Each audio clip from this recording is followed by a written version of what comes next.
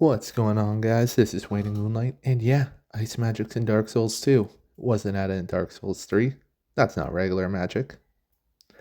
And we're going to be doing this run on New Game Plus. Because, we need this weapon.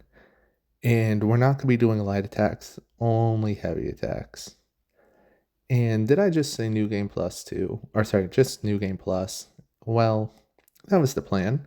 I spent about an hour getting items ready, leveling up the sword. And then I realized I forgot to grab a repair powder, which we're going to need a lot of. And because I only had like 2 on me, the run was not possible on this character. So, after wasting an hour, I have to go set up another character and do another hour. And here we are. First, to actually start with the easier one, Dragonrider. We make the floor into ice so he slips off the cliff. And just also to note, this one's on Journey 4, so New Game Plus 3. And we're going to go ahead and go against the last giant. So, if you saw my Wind Mage run, you'll know that we're only doing the heavy attacks. But if we hit them with the sword while doing it, that's fine. And the hitbox for this weapon is really weird. Now, the last giant was the most peculiar because it looked like if I like I would swing and then just straight up do no damage. Later, I would learn it's because I was trying to aim up, and for whatever reason, that just does not work. And I would also learn that hitting with the sword does actually some pretty good damage. About 700 with the sword and beam hit. So definitely worth doing. However, some humanoid bosses like, the Pursuer, were a little wonky. If I were to hit them from the back or front and I was like right up against him, it would typically miss. But if I was a few steps back, then it would hit like almost guaranteed. I don't know what was going on. Weird hitbox shenanigans, you know how it goes. And then with them done, I went down into the gutter, which I navigated blind, by the way, which is pretty proud of that. And all of this is, of course, we can go fight the Rotten, farm him several times. But before we do that, I want to work on our repair situation. Because, well, though we have about 30 repair powder, we could always do it with a bit more. And we can't buy it till we reach Dragonrider Castle. So, what's one to do? Why, grab the repair spell, of course. It could be found right here in the Shaded Woods, guarded by that guy who will be stone. So you have to use a fragrant branch, which we just grabbed. See how everything's all nice like that? Anyways, the Rotten's, of course, a bit of a pain. He has, a couple thousand HP. I don't know the exact number and I'm too lazy to look it up, so just pretend it's a lot. And we do about 800 a swing. Now, I'm going to be leveling up my attunement for a bit so then I can put on the Whispers of Despair so I can do more damage. But I still need to beat him once before I can even have the Souls 2 level up. And once again, it was really weird hitboxes sometimes. And also sometimes I died, so he was a bit of a challenge. But having the repair spell really helped because if I were to die early on, that would save me from having wasted repair powder. So all in all, definitely worth doing. And once we had beaten him once, we could go ahead, level up to have the spell, and run up and do it again. Of course, I got very tired after fighting him for about an hour or so. It might have honestly been longer. But it just took a few shots. Again, I'm unsure why some damage was like really high, then sometimes would be really low. And I would do like nothing different. I know there's like sweet spots and stuff, and sometimes you hit his arm. But I feel like, that should have done full damage. I was right there. I had some really close calls too. A few times the sword broke. Sometimes right as I beat him, which was good for me because then I just got money. But here we go, just to show you what the average fight against the Rotten would look like. I would start with Whispers of Despair and try and get some back shots on him, because for whatever reason, hitting him from the back did the most damage. Like, it was most consistent that way. So it would roll around. Every once in a while, I'd get a side shot or two till the weapon would get low. Then I would hit repair, and usually that's about the time Whispers runs out, so I would reapply it. The lightning sword does not buff the beam, but it does buff the sword damage, so it's like, might as well use it, you know. And that's all really there was to it. Roll left, roll right. When he goes into phase 2, he gets all those AoEs, which doesn't really affect us. Now, what I do like is you can actually kind of spam the heavy attack.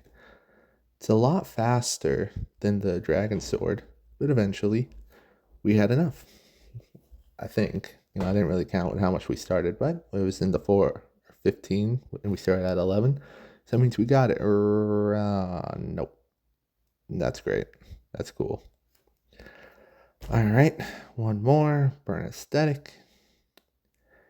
And then we go ahead and march back in there, tell him it's not cool to have to fight him again. And then we had enough money to make it in that time. Yeah, I should probably count at the beginning instead of just guessing, That's probably a good idea. But either way, we head over into the castle, and we can now buy repair powders, which is great because we had 3 left. Like I said, those repair spells really added up. And as we're going to be running up to fight the Dragonrider Duo, if you're enjoying this video, you should subscribe. It's fun doing challenge runs. I post them about 1 to 2 a week, which is pretty often. And when I reach 400 subscribers, I'm going to do what I'm calling the 7x7. I'm going to do 7 challenge runs in 7 days. 1 a day. All for my 400 subscriber special. So if you want to see it, well, just gotta subscribe and it'll happen. And of course, should also subscribe if you like Souls content, which if you're watching this video, I'm like 80% sure you do. But anyways, once we're here at the top of Dragonrider Castle, we got our checkpoint. I throw myself off because I don't want to fight the invader. I don't feel like it.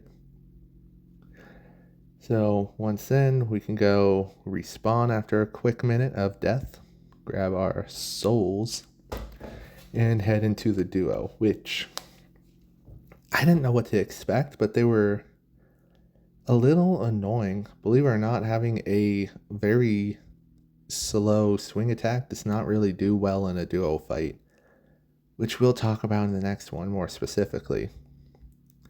And we also don't do that good of damage. I mean, like, it's a lot, but like, not this is like less than average for a Dragonrider fight. Or at least I think so. Eventually, the second one had joined down. I hit him with Whispers of Despair. And I mean, he liked his shield, which was really annoying because I don't like his shield. Well, I actually do like the Dragonrider shield, but I don't like it when he uses it. That's my thing. And there we finally see some half-decent damage. Honestly, this fight was a lot of just strafing around because I was getting comboed so much. Eventually, though, it was back to a one-on-one, which is pretty good for me.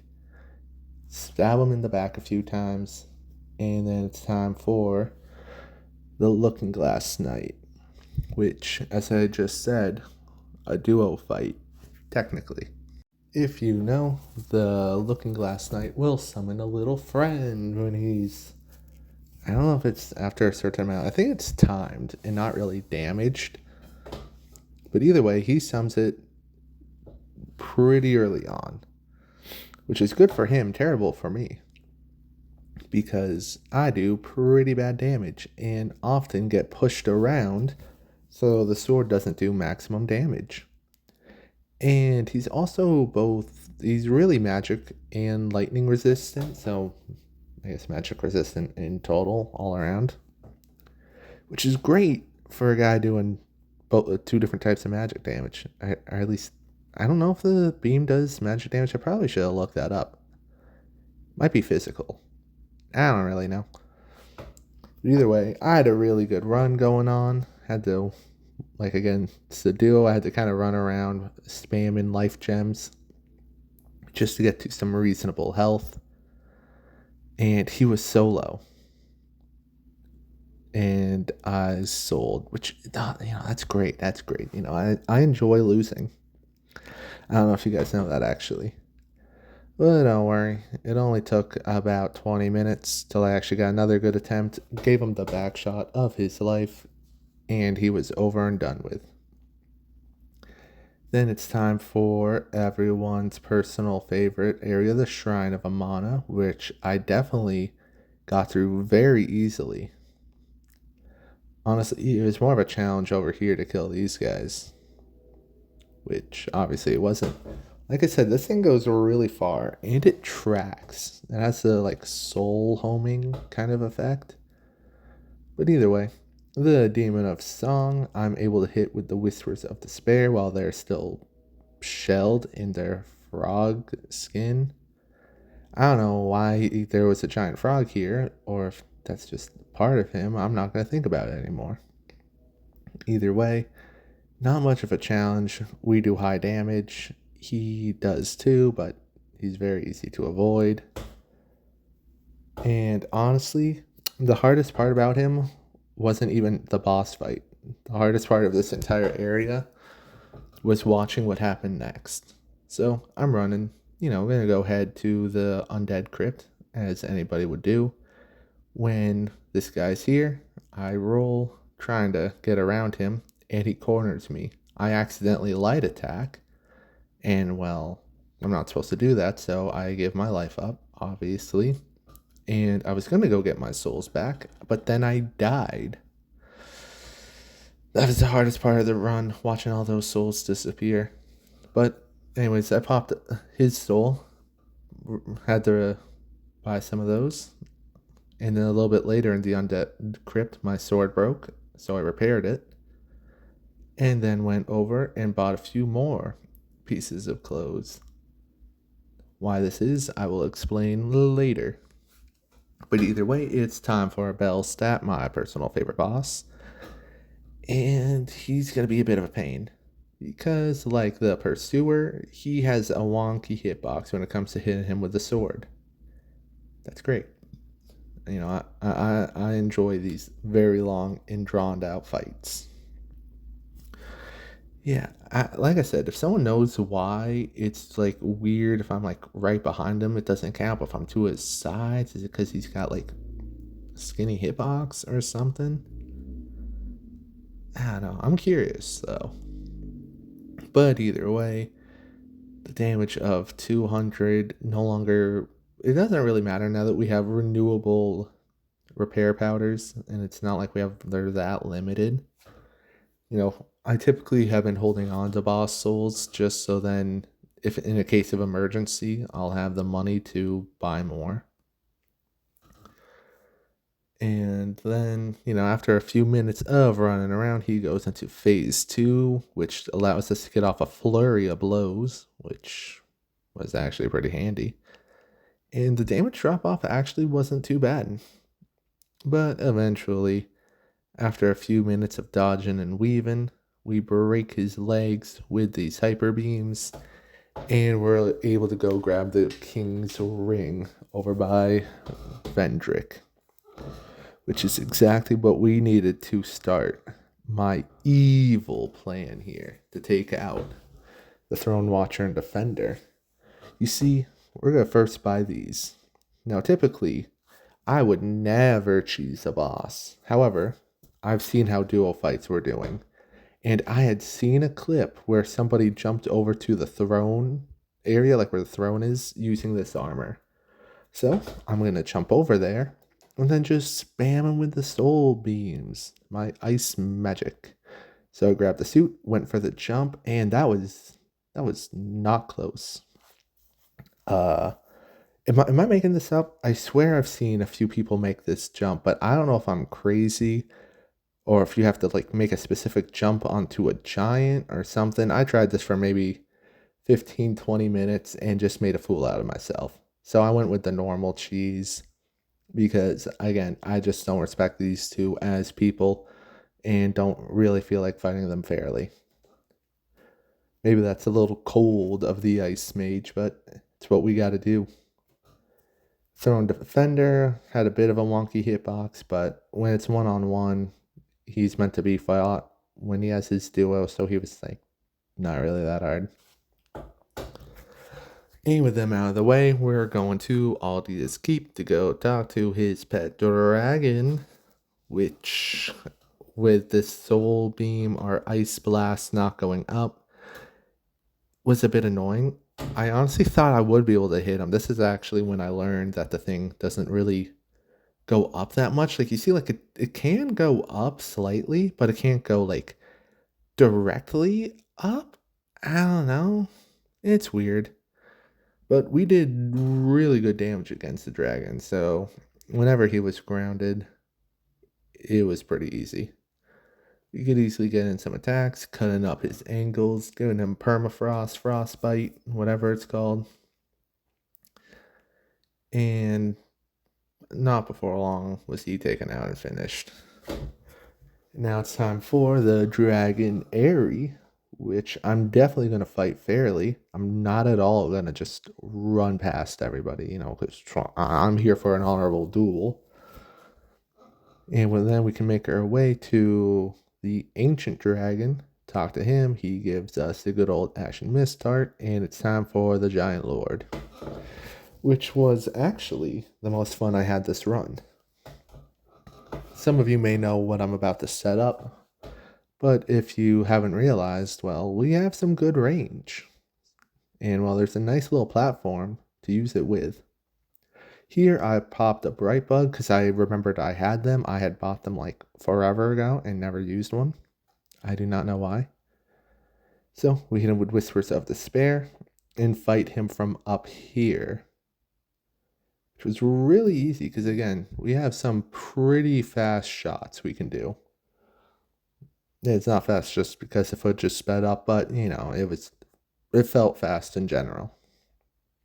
Usually when I fight him like this, I feel like I only have time for like 1 to 2 spell casts, but I was easily popping 2 to 3 per cycle, so that was nice.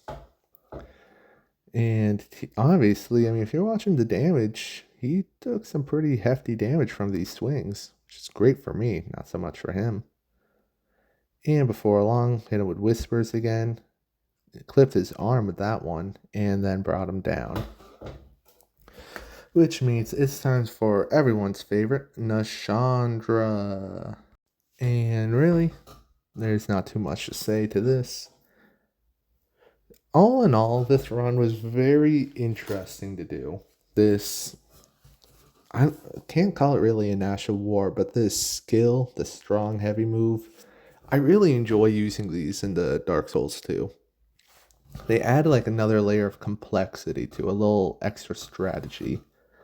And it's pretty fun.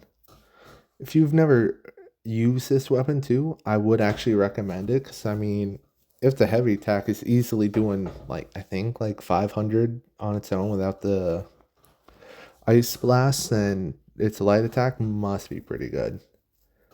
Which, I've never actually used rapiers before. This was the first time I had tried it. So, I don't know. Maybe it's a fact that I just did not know.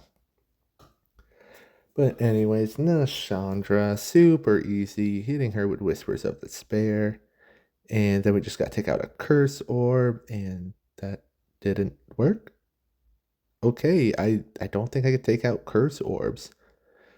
Could I theoretically light attack them? Yeah, but, that didn't feel right to do. Didn't have to beforehand. So that means we're stuck with all those Curse Orbs. Luckily, we attack from range, so we don't really gotta get too close to them. And we still do pretty solid damage whenever we hit her. So she kind of signed up to be right next to us for whatever reason. Then she put out more Cursed Orbs, which means we had to relocate again. A lot of this fight was just kind of me relocating to be out of the range, but even sometimes, actually, there's not much I could have done. And this was, I can't believe I'm going to say it, but it was actually at this point when I learned that, oh, applying the lightning to the sword does not affect the frost beam. I don't know how it took me this long, like legitimately. I just was not really paying attention. I kind of zone out here and there, just trying to get through it. But that's why I kind of stopped buffing the sword for a little bit until now, because I was like, oh, I'm up close. I could get some good hits, and then of course the second I do it, I have to get away from her again. That's great. And I was a little worried about my health because, well, I could survive a beam attack beforehand slightly, but I've been cursed twice, so now my health is lower, which means, well, if I get hit with a beam, I'm probably dead. So I knew I kind of had to pop a human effigy whenever I could. Well, that's for in a little bit. Right now, I'm dodging and weaving, and then I see the orbs disappeared, so I knew she would go for it. Pop it then, pop some healing, and now I'm good. And then once again, yeah, just it kind of became a ranged fight from here on out, which was kind of funny. She really only went for the forward beam. Usually she goes for like the side one. Like, I don't know what about it made her not want to go for it, but I do not mind. The forward beam is so much easier to dodge. I mean, obviously. But with that, she's taken down. And can you beat Dark Souls 2 as a Ice Mage? Why, yes, you can. And thank you all for watching. I hope you enjoyed the video. If you want to see more like it, then well, like and subscribe. And if you want to see me do the 7x7 challenge run, well, you still gotta subscribe either way. If you have any fun challenge run ideas, feel free to leave a comment. I'll probably do them because, well, I can only have so many ideas. Thanks for watching again, and have a good rest of your day.